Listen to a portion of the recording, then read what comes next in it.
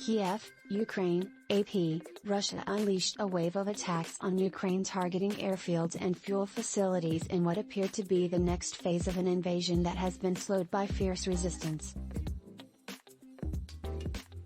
The U.S. and EU responded with weapons and ammunition for the outnumbered Ukrainians and powerful sanctions intended to further isolate Moscow.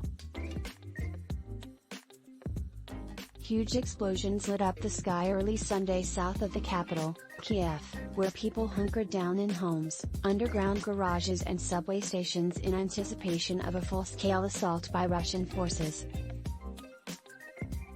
Flames billowed into the air before dawn from an oil depot near the Zhuliany airport, about 25 miles, 40 kilometers, south of the capital, according to President Volodymyr Zelensky's office and the mayor of the nearby town of Vasylkiv.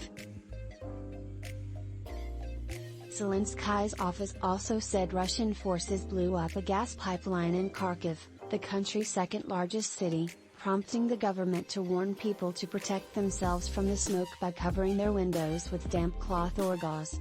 "We will fight for as long as needed to liberate our country."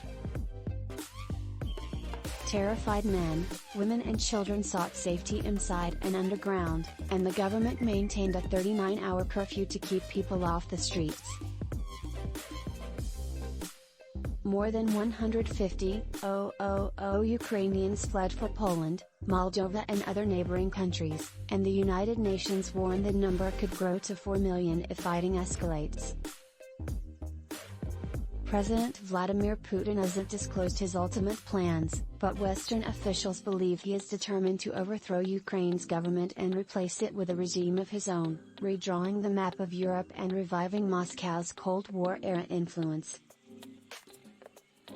To aid Ukraine's ability to hold out, the U.S. pledged an additional $350 million in military assistance to Ukraine, including anti-tank weapons, body armor and small arms.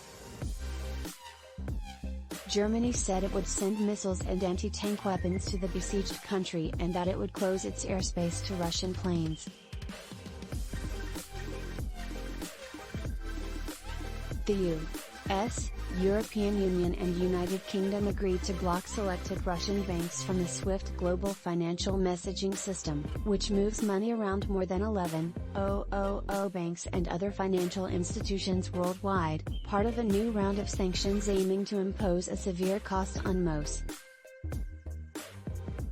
They also agreed to impose restrictive measures on Russia's central bank.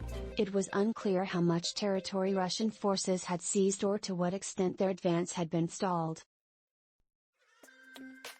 Britain's Ministry of Defence said the speed of the Russian advance has temporarily slowed, likely as a result of acute logistical difficulties and strong Ukrainian resistance. A senior U.S. defense official said more than half the Russian combat power that was massed along Ukraine's borders had ended.